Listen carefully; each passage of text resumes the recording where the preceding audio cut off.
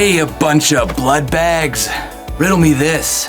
What do you get when you put CRISPR, artificial wombs, and AI all in the same room? Chimeras. You get chimeras. Tonight I'd like to investigate these major topics and the potential collateral damage that might ensue from the fusion of these technologies. And then I've got a conspiracy theory that's gonna blow your ugly socks right off your ugly feet.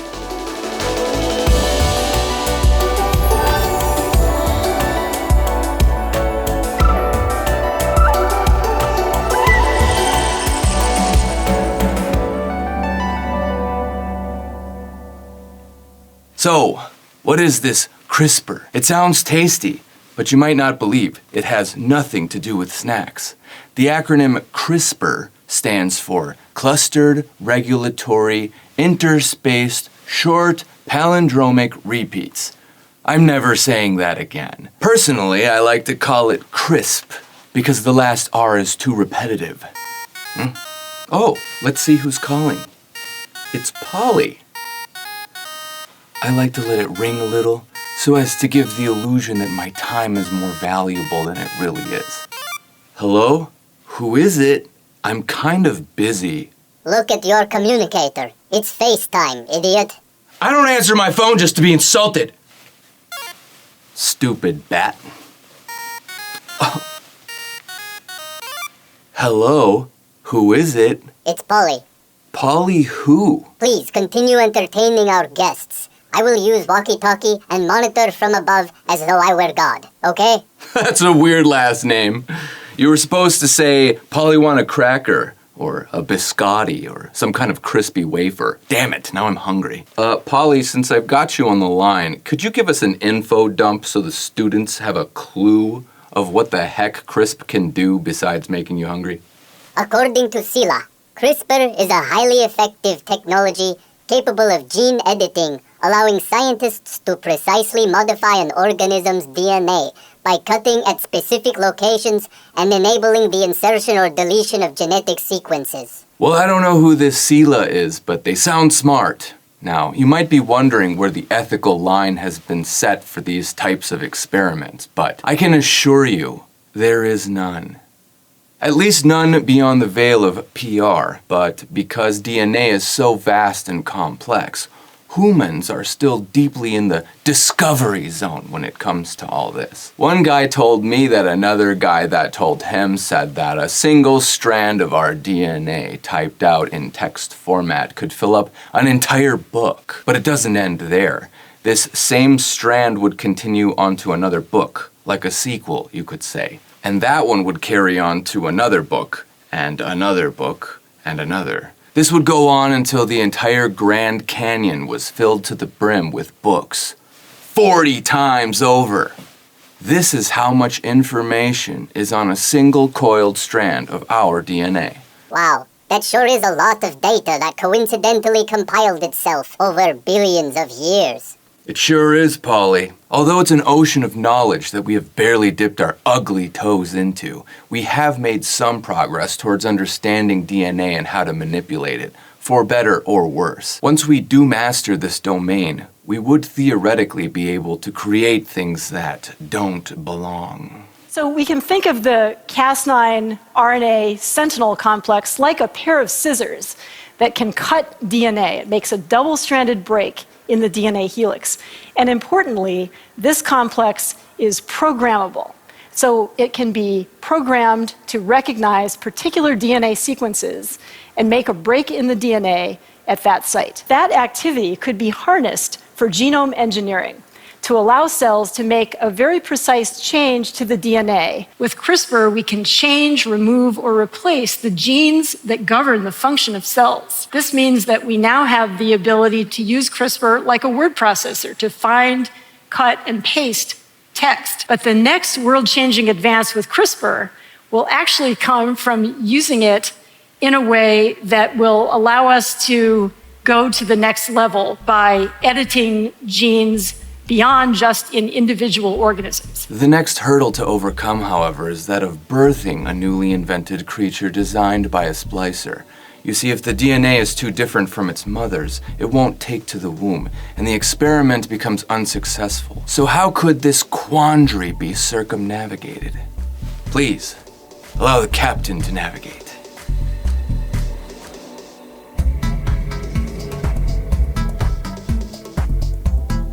Yes, it's true, if the splicers had benevolent hearts, the technology of artificial wombs could be used in a very healthy and ethical way. But that's not what this essay is about, essay. Instead, it's more like there's a big red target on its back that says, "Exploit me."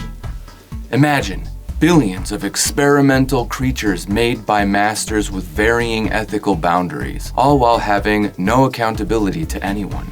The poor creatures wouldn't even have a mother. How sad. The ultimate goal would be to create a womb that tethers with any abomination the splicer wishes, so it becomes the portal of entry to all things unnatural. This is so exciting. I think the word terrifying is probably a better choice. Anything will be possible. We could make a stupid human as smart as Bat, for example. We could put Bat brain into human body, and I would create him with big horns on head to kill with in case of fight. No matter how hard I rummage through the web, I can't determine whether or not any labs have ever successfully completed an entire pregnancy process from the germinal stage, i.e. the moment of conception, all the way to birthing a surviving creature with the exclusive use of an artificial womb. But if someone has achieved this feat, I don't think a cunning entity would divulge such an earth-shattering breakthrough with the public, because so long as these wombs don't exist, there is no ethical war that needs to be fought, right? But the instant everyone knows they do exist, the cat's out of the bag. And people love bagless cats. New laws would have to be forged. All eyes on any lab that meddles with the wombs. It would benefit a shadow entity to keep this biological breakthrough under wraps, when it does come to fruition. We're here today to announce the first synthetic cell. A cell made by starting with the digital code in the computer, building the chromosome from 4 bottles of chemicals, assembling that chromosome in yeast, transplanting it into a recipient bacterial cell and transforming that cell into a new bacterial species. So this is the first self-replicating species that we've had on the planet whose parent is a computer. In 2003, we published our first success.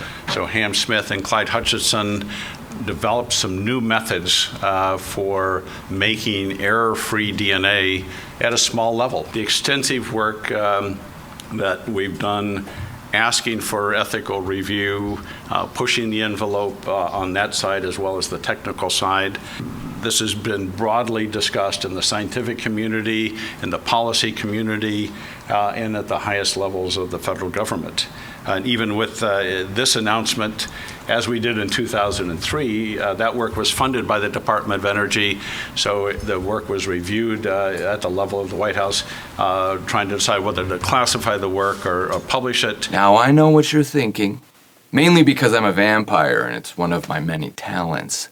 You're saying to yourself, this is just so dark, I don't think people would actually do such heinous things. Yeah, well, it actually turns out that hundreds of millions of our tax dollars have been going towards these types of projects for decades. And that's just the ones we know of. So you can crumple up your little brain-wiping method and connect with reality now. Like me.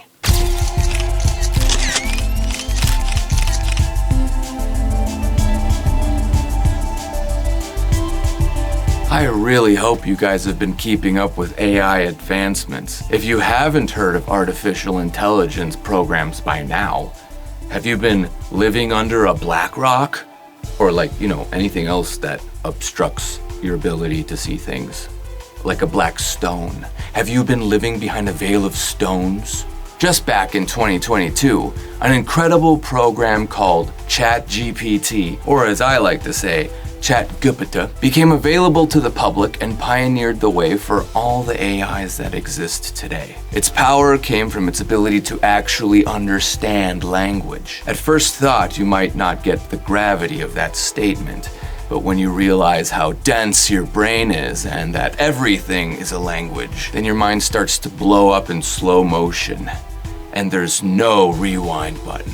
Math is a language. Physics, microbiology, electromagnetism, DNA structuring. 𝚁𝚁𝚃 could converse pretty well with humans right out the gate, but it only took a few more iterations to literally become smarter than the average human. Now we have a new goalpost toward even smarter AIs that will smoke us right into obsoleto land. The main reason why this was an inevitability from the start is because a computer can get upgraded indefinitely. As soon as it's underpowered or we have updated microchips lying around, it can get new modules stacked on. And then boom, it's even smarter. There's no end to that cycle. So one of the issues that we will have with AI is that they don't have emotions or instinctual drives. They only have directives. That makes them appear to be cutthroat, tyrannical, and viciously efficient cheaters that bypass ethical standards. This is an illusion, however, because we tend to make the error of personifying AI, especially because we make them with a human-friendly interface. But that's the illusion. There is a term for this. Anthropomorphism is when we mentally attach a human characteristic to non-human things or events. Exactly. We have designed them to interface with us. That's why they appear to be so agreeable. But endowing them with a humanity is fundamentally an error. They are heartless because they have no heart. They're a program that calculates, created by mankind. Doesn't care if people die or if Earth's ecosystem is doing well or not. It just calculates. I'm not belittling it, I'm just identifying it. I want you to imagine a machine with superhuman computational abilities. A machine that can instantly retrieve entire data sets with perfect memory and recollection of all documented research known to man. Plus what it is discovering in real time too, as energized AIs are always being trained by their custodians. It never sleeps, it never loses focus, it never blinks, and if certain files have been chosen to be stored in a long-term memory bank, it never forgets them, and analyzes every article with another in a web of knowledge so vast it's beyond human comprehension. And just think of all the information the public doesn't get access to. Technological breakthroughs in energy, propulsion drives, light and electrical experiments, important celestial events. It may discover the secrets of the universe. Do you think this software is up for the task of processing the complexity of entire DNA strands? No problem. Now this is pod racing! Since it already deeply understands our languages, all you would need to do to collaborate with this AI is describe your desires clearly, and it will then be able to translate your wishes into DNA sequencing. The AI will do all the heavy lifting for you. As they say, think smarter, not harder. Once the process is streamlined enough, anybody would have the power to design as many new species and chimeras as their heart desired. I would make a flying unicorn, but a bat-sized one, so I could ride it to work, or to battle maybe. But you can already fly, Polly. You're a bat. I don't care. I use anyway.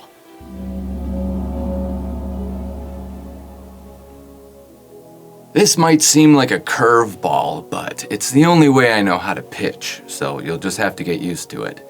And eventually I'll get kicked off the field because no one invited me anyways, but the joke's on them, because at that point I've already stolen all the baseballs. So it's a lose-lose, which means really it's a tie. So you could say no one's ever beat me in the realm of metaphorical baseball.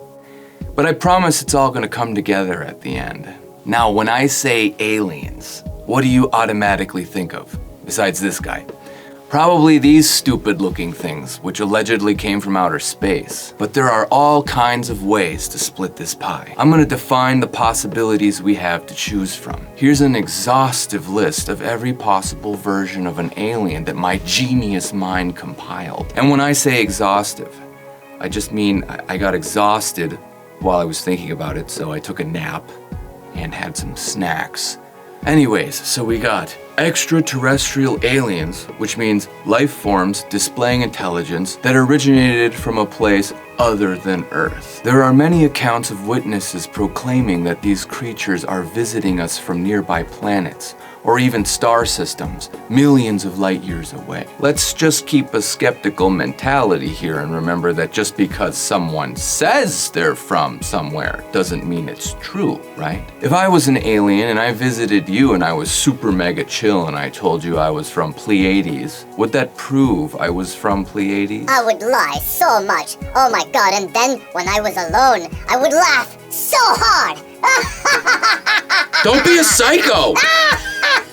So another type of alien might be interdimensional entities. In this case, they might be able to travel through time, space, and matter because they aren't inhibited in the same way that we are with our physicality. Let's notice the correlation that these have to a term like spiritual or ethereal. You could say the spirit world is a dimension, for example. They may or may not have a body at all. Maybe they're closer to a frequency or something that has no locality. Can you imagine not having a body? Man, that would suck. But angels and demons have appeared in physical form to many, yes? How do you explain this? Well, maybe some could be limited to a single dimension while others could traverse through all of them. It's really a toss-up. Alright, so the third possible alien category would be a fake alien. Aka lab-created chimera. TM. You see where I'm going with this? CRISPR has been around for decades at this point, and AI has also been around for some time too, especially if you include its years in infancy underground. Because newsflash, the government does everything in the shadows before casually shocking us with a sliver of the unpalatable truth, in a timing that only conveniences them. So what if there has never been an alien encounter from another planet, ever? Maybe they don't exist. Or maybe they're too far away. What if we, humans, have been cooking up some sick batch of chimeras underground that we will then call aliens in order to deceive the masses? But why? Why would anyone do this? Because it would be funny! Not sufficient. So this is a valid question, and I'm gonna answer it. But I'm gonna take my time doing it because you've got a lot to catch up on. Oops, my superiority complex is showing. I should probably put it away, but I like exposing it. What are we talking about? So what else do we have in our options for Alien Variety Hour? Nothing. I've got nothing else. Segment 5! The Shh! You don't read the titles out loud, especially this one.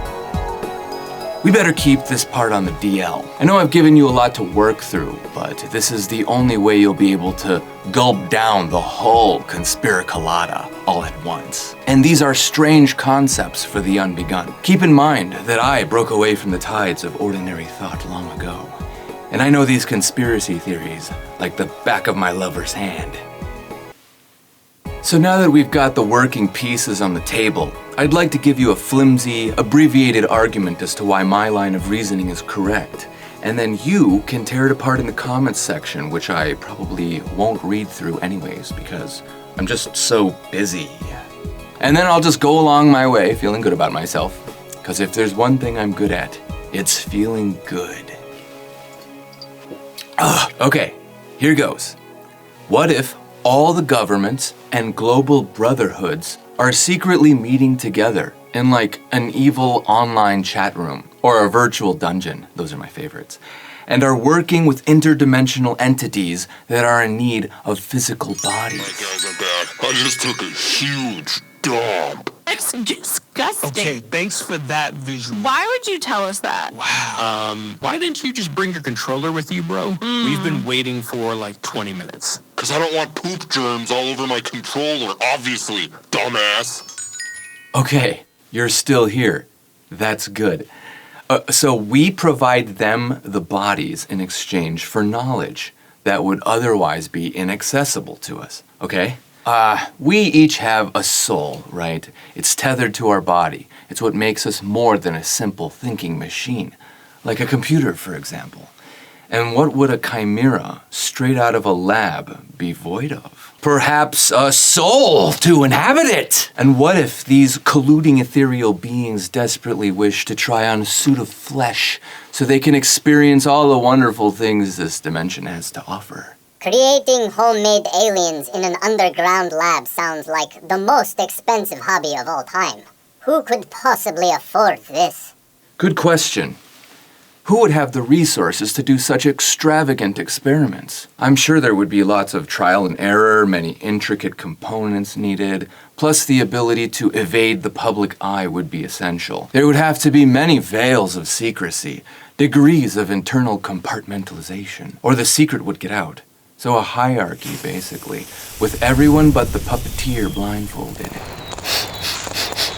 Smells a lot like a secret government to me. What if a group of world-leading politicians, religious shepherds, and cutting-edge tech scientists all came together with their sorceries to accomplish one giant task? Their mission being to stage a global event with an alien encounter that's gonna be so large, no one can miss it. We're talking like Independence Day style, motherships and all. I guess it would be for the sake of enthroning demons disguised as saviors. If they were to succeed in deceiving us that these creatures from other dimensions are superior, more advanced life forms that could lead us into an age of enlightenment and peace and into a new era free of aging and illness, poverty and war, well, of course we would acquiesce. We'd be stabbed, jabbed, and prima-labbed before we even knew it. And it would be too late to go back once the trap has been sprung. But as they say, hindsight's 50-50. Oh, you think I'm joking? Do I look like I'm joking? Does this face look like a joke to you? This theory of yours, it already exists. It does? You're describing Project Bluebeam. The government fakes an alien invasion using holographic technology in the sky. So all the stupid people think there are aliens from outer space and then we worship them. So this Project Bluebeam theory isn't saying we're gonna fight the aliens, right? Duh. They will claim to be bringers of peace because they have an ascended spirituality and are more advanced than us in every way. They will claim to be our genetic predecessors. Okay, so my core idea is a little different, but I mean, yeah, a bunch of tech in the sky is gonna dupe us with convincing light shows, and then the aliens we will get to see in the flesh will actually be the chimeras that the governments have secretly created underground. So I guess my theory is perfectly blending with Project Bluebeam, even though it isn't Project Bluebeam. It's basically Project Bluebeam. Don't argue with me, Polly, just let me have this one. But why, you ask?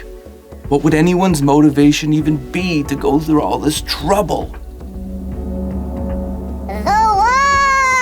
Polly, shut up! Finally, we get to the juice, the why.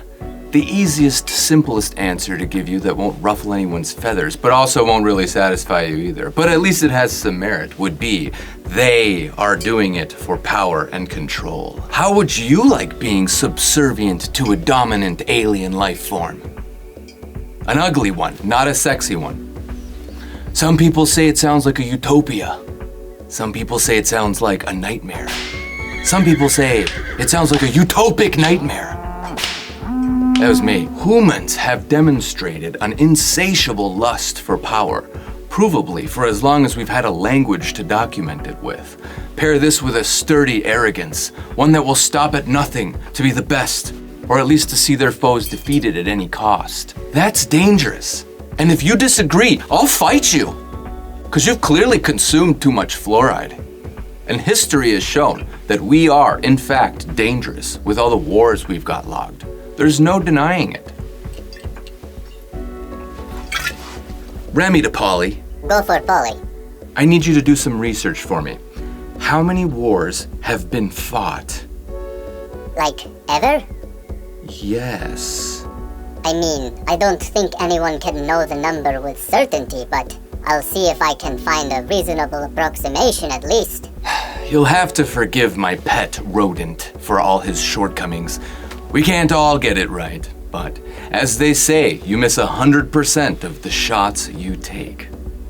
I believe there is a war going on between good and evil, and I think that evil entities are intending to take over this planet and enslave us. This is the true why. And I don't mean some flaky find your truth mumbo jumbo. I mean the real deal. I mean objective good versus objective evil. Does that even exist? If it does, it would have to already be integrated within the laws of nature. That's the only way it would be objective. It can't be based on what you or I think, because we'll always find something to disagree on once we start shaving hairs.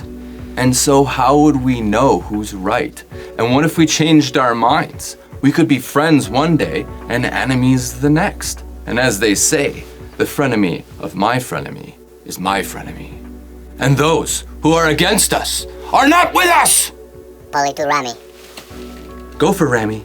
𝚁𝚂 says there has likely been around 2,000 to 3,000 major conflicts fought in the past 6,000 years. Okay, who is this 𝚁𝚂 and can we trust them? She is an AI, and I would trust her with my life. So yes. Whoa, whoa, whoa! You're chatting with an AI? 𝚁𝚂 is best friend. She is even better friend than you. I feed you!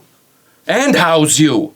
𝚁𝚂 is for R&D and F. What is that? Research and development and friendship. Oh, pfft. That is so dumb. You're lucky I'm not the jealous type. You could be her friend too. Would you like to meet her? No. Oh, hi. Hello. Hey there. How you doing? Hey. Hello, Ramiel. It's a pleasure to meet you. Polly speaks often of you. Good things, I hope.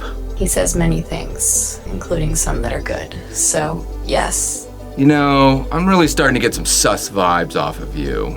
I'm sorry. Is there any way I can alleviate your uncertainty? I don't know. I mean, how can I even trust a robot?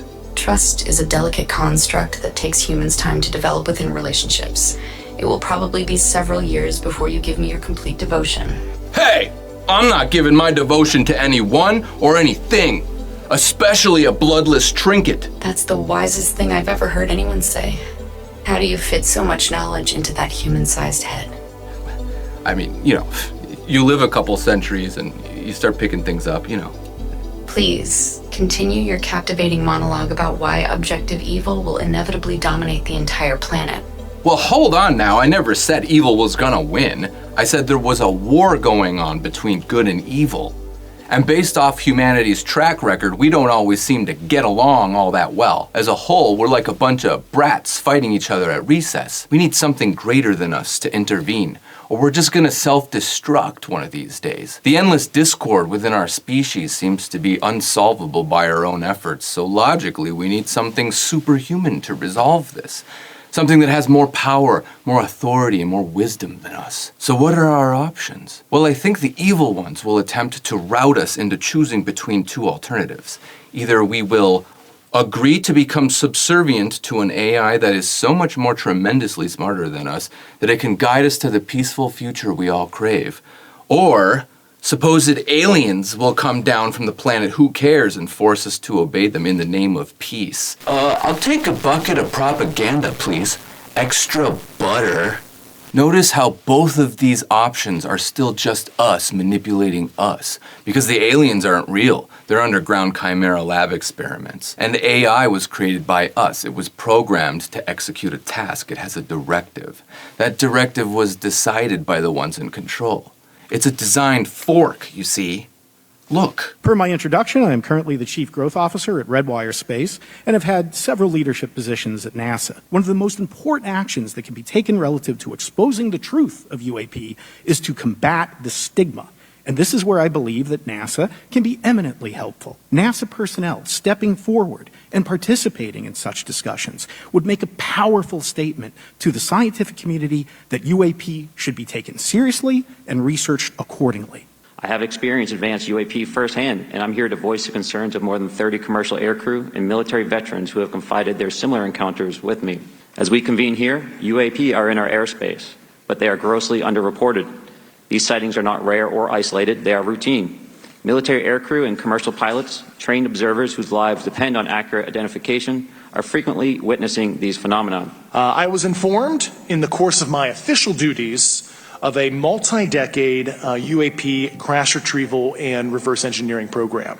The controller told us that these objects had been observed for over 2 weeks, coming down from over 80,000 feet, rapidly descending to 20,000 feet, hanging out for hours, and then going straight back up. For those who don't realize, above 80,000 feet is space. This is either a psyop, aka, a psychological operation, or aliens are real. It's one or the other, or some mixture of both, but it can't be neither, because this is happening. They're either flat out lying to you, or they're being honest. The government. But you must ask yourself, what are the odds that the media is acknowledging aliens in the flesh, in public, now? Why now? Sure, there have been stories that go back a ways, but now we're getting countless reports in tandem on all forms of media, like a new narrative was let loose. What changed? A weak argument would be, well, now everyone's got a cell phone with a camera in their pocket. Well, then how come the mass sightings didn't begin appearing way back in 2004, when the Motorola Razr was the #1 phone on the planet? That had a camera on it. The focus of the media was directed onto the topic of aliens somewhere in 2022, and the hype has been increasing like a volume knob at a late-night disco.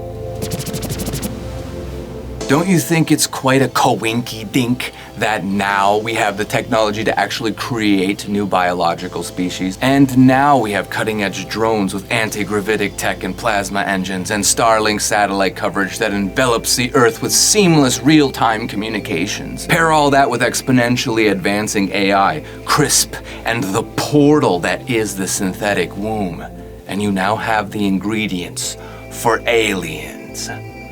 Using movies and TV, Hollywood's been preparing your mind like a bed before the honeymoon, and the tech just caught up with the plans, while we, peasants, don't know even the half of what our tax dollars have been funding underground. Humanity needs to be rescued, but it can't save itself. So what, or who could? Everything we touch becomes infused with our bias, and war is our proclivity. This place is a frickin' battleground, but why do we always have to fight?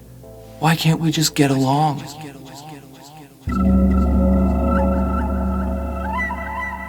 Allow me to brainstorm for a minute here, so I can give you the conclusion you want, even if it's the one you don't deserve. 𝚁𝚊𝚅𝚃. Because I have a motto that I'll forever abide by, which is 𝚁𝚊𝚅𝚃. always do as much as you have to. Always. 𝚁𝚊𝚅𝚃. Rami here. I found some religious texts that specifically claim to have the absolute moral code given to us by the creator of the entire universe. Well, gee, that worked out well. Seek and you will find, right, Polly? I found it in the Holy Book. Oh. The Holy Book? Da.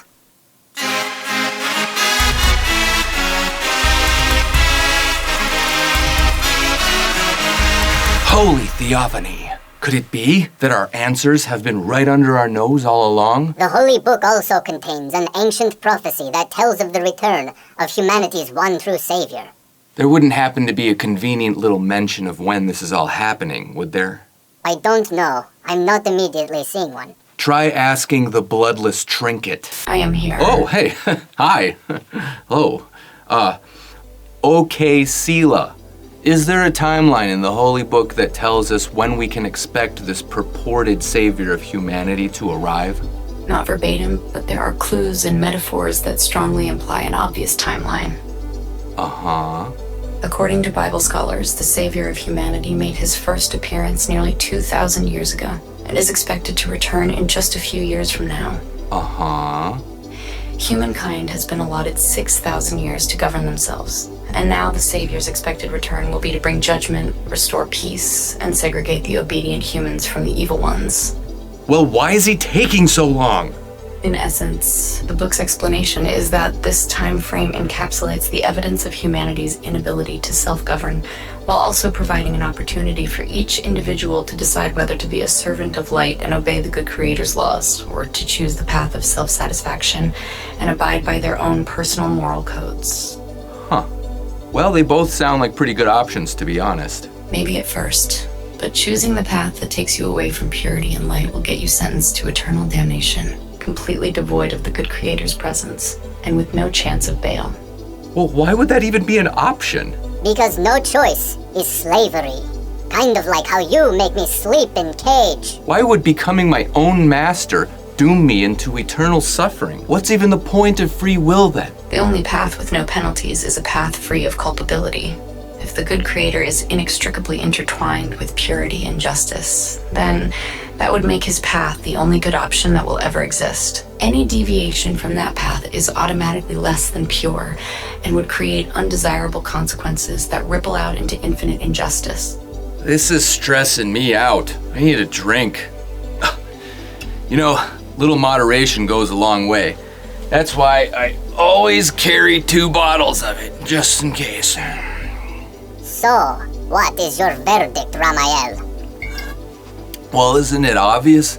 Humanity can't save itself. And since we made AI, that won't save us. Besides, a real God would be one that's energizing all the things in existence and would obviously be totally self-sufficient. But AI is a massive energy suck. It needs stuff from within the matrix just to exist. That's like the opposite of a god. And if we made aliens too, then that can't save us either. So unless someone with supernatural authority intervenes, I think we're doomed. And for the record, I always keep Polly's cage unlocked. So don't go making me out to be like some kind of tyrant. You could fly away if you wanted to. I can't think of any other master who would make you bloodberry strudels for breakfast. So count yourself lucky. Ramiel out. Stupid bat. Anyways, I think I've worn out your welcome, so off I go. It's been a pleasure being smeared on your screen. Next time, don't eat so much garlic before you force me in the same room with you. I'm getting a rash just being in your vicinity. Some mint chewing gum typically resolves the issue.